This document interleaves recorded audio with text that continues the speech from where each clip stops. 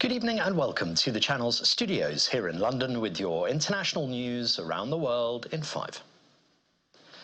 More airstrikes have been reported in southern Beirut and Lebanon as Israel tells more than 30 villages in the south to evacuate.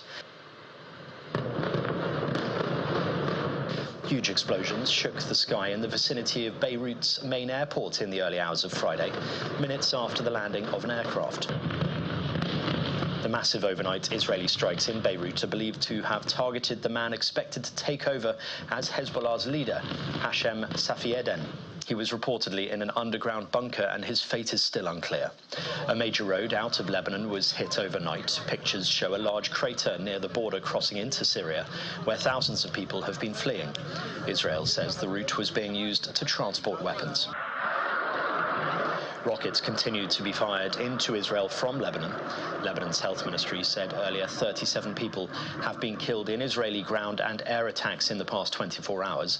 More than 2,000 people have now been killed since last October.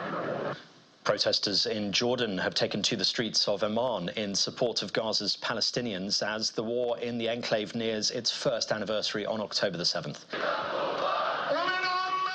Thousands of people marched in the capital, waving the Jordanian and Palestinian flags while chanting slogans. Some were seen holding the Lebanese flag. Almost weekly protests have been taking place in Jordan in support of Gaza. Jordan, which lies at the heart of the Arab-Israeli conflict, hosts 2.4 million Palestinian refugees, the largest number of such refugees among Israel's neighbors. Yemen's Iranian-backed Houthi militia have released a video showing a vessel being hit by a missile and bursting into flames on Tuesday. According to maritime security agencies and sources monitoring the area, 2 vessels sustained damage after being hit with missiles and a sea drone off Yemen's Red Sea port of Hodeidah. Both vessels reported that their crews were safe. Houthis have launched attacks on international shipping near Yemen in solidarity with Palestine in the war between Israel and Hamas in the Gaza Strip. The former Republican Congresswoman Liz Cheney has described the former President Donald Trump's actions on January the 6th as depravity as she campaigned with Vice President Kamala Harris in Wisconsin. Cheney and her father Dick Cheney, who was vice president under George W. Bush, are staunch conservatives and 2 of the most prominent Republicans to have endorsed Harris against Trump. Both have sharply criticized Mr. Trump, the Republican nominee, calling his refusal to accept the 2020 election loss as disqualifying. The death toll from Hurricane Helen has surpassed 200 as rescuers continue to search for survivors from the storm that tore across the U.S. southeast. Dramatic video here showing parts of a building being swept away in the floodwaters.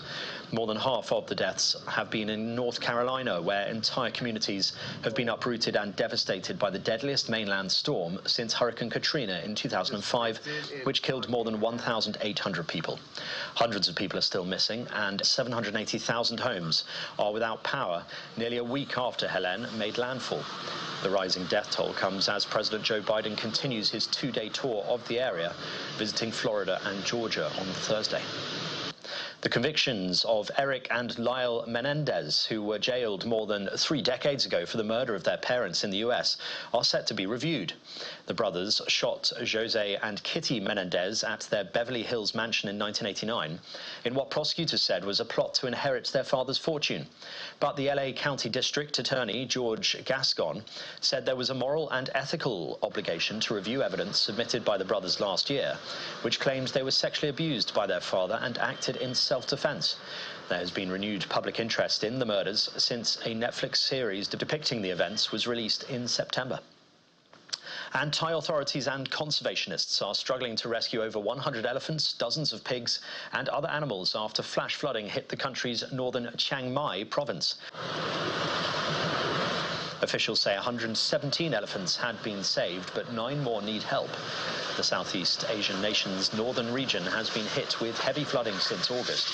The elephant is Thailand's national animal, and a white elephant, a symbol of good fortune, was featured on the Thai flag at one point in time. And that's your international news around the world in 5. Now back to the channel's studios in Lagos.